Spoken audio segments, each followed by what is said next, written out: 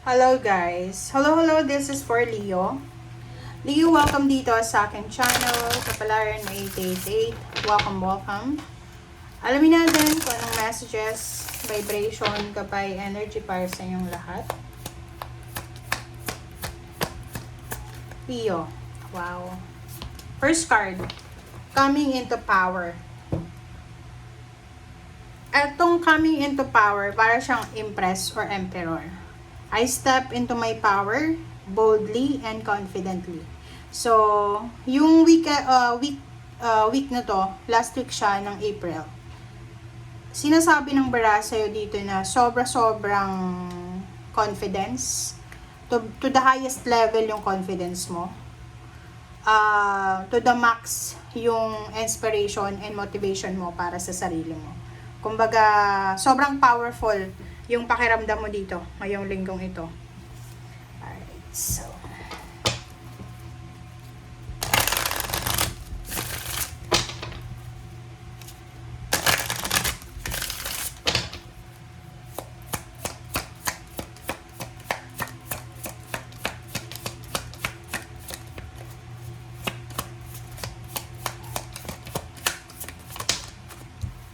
okay, thinking man.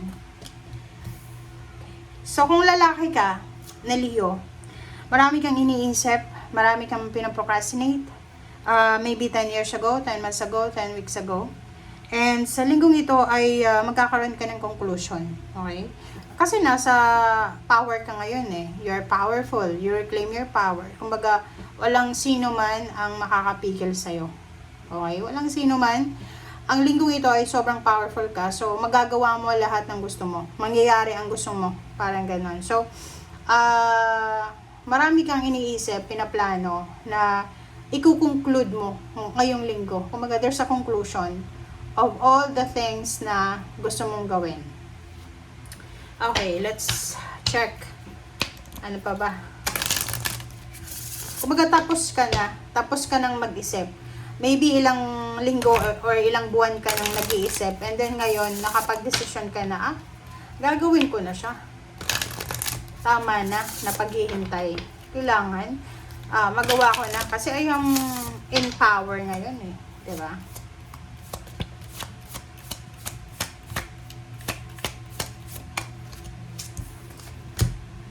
Okay. Clearing negativity. Diba?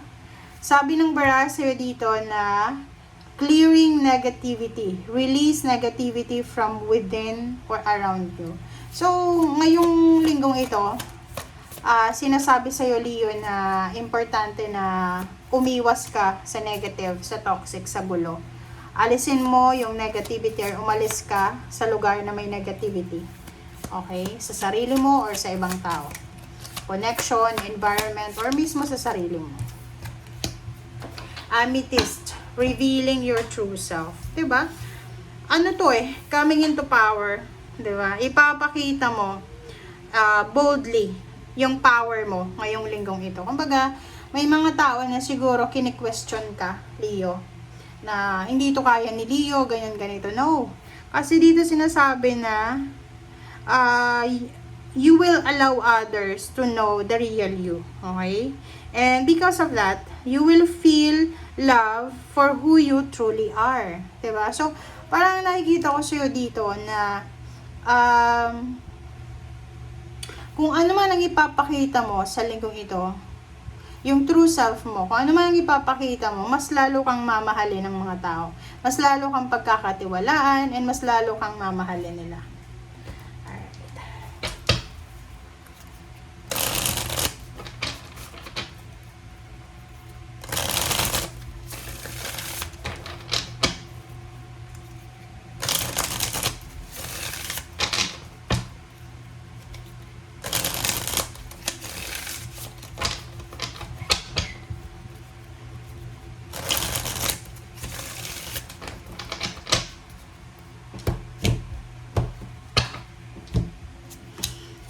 Okay, Leo.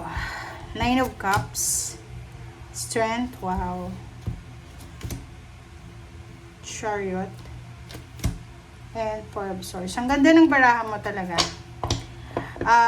Kung makikita mo dito, sinasabi na meron kang emotional wish na posibleng mangyayari sa linggong ito.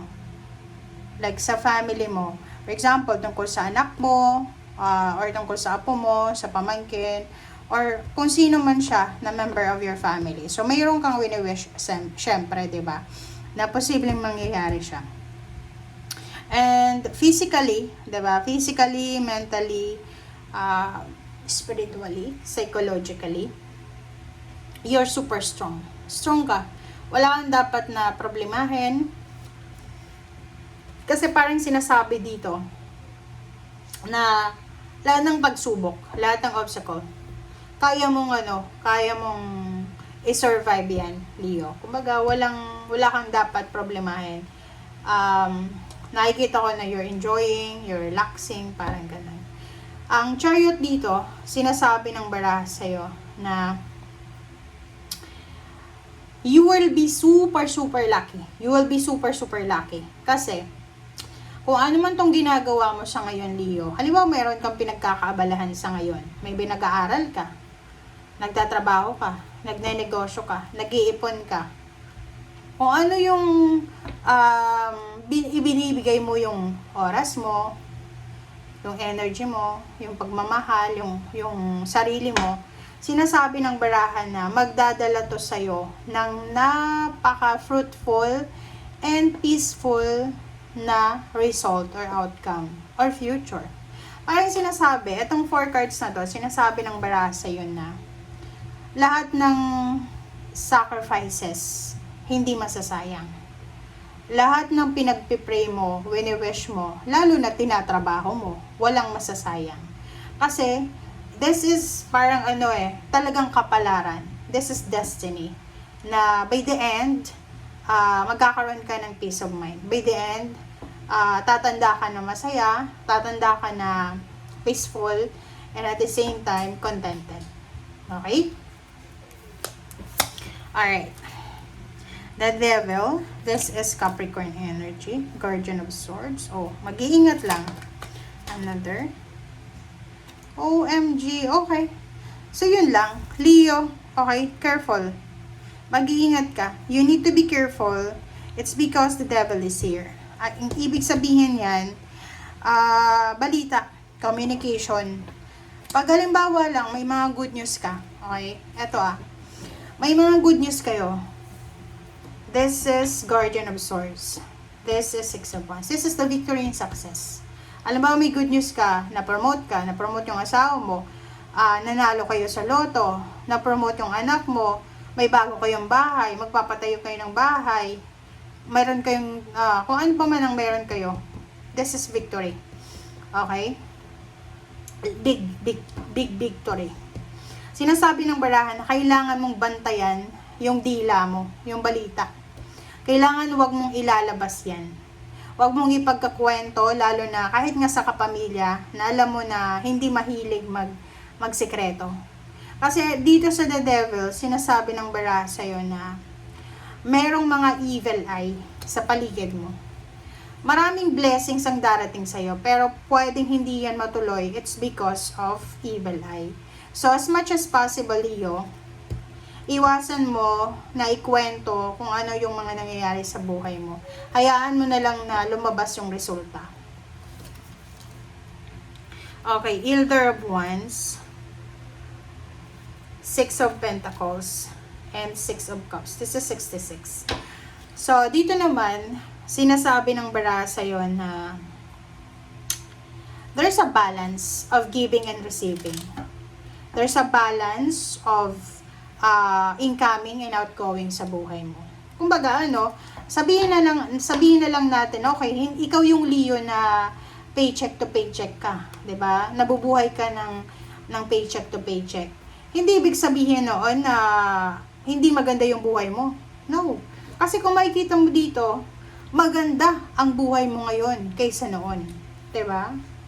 Dati, nahihirapan ka.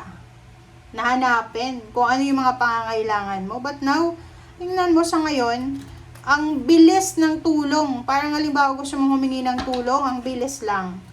Okay?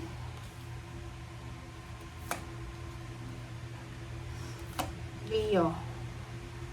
Okay, 9 of Wands, 3 of Wands, Explorer, Pentacles. Ang galing din. Ang galing ng mga baraha nyo, guys. Sabi ng baraha dito sa 9 of Wands, sa linggong ito, kung ano man ang hinihintay mo, like, for example, pagod na pagod ka na sa paghihintay ng sweldo mo, ng retirement mo, pagod ka ng kung kailan matapos yung bahay na pinapagawa mo, sabi ng baraha sa iyo dito na if you are waiting for this money, or if you're waiting for an opportunity para lumaki palalo yung pera mo, huwag ka daw mag-alala kasi sa ilalim niya is Hermit. Nandito na. There's a result, there's an incoming, fruitful, happy, contented outcome na darating sa'yo. Okay? So, sabi ng baraha sa'yo dito, ihanda mo yung physical body mo. Ihanda mo yung sarili mo kasi baka ma-overwhelm ka. Kasi ang dami-daming blessings na to na darating sa'yo. Thank you guys. Bye!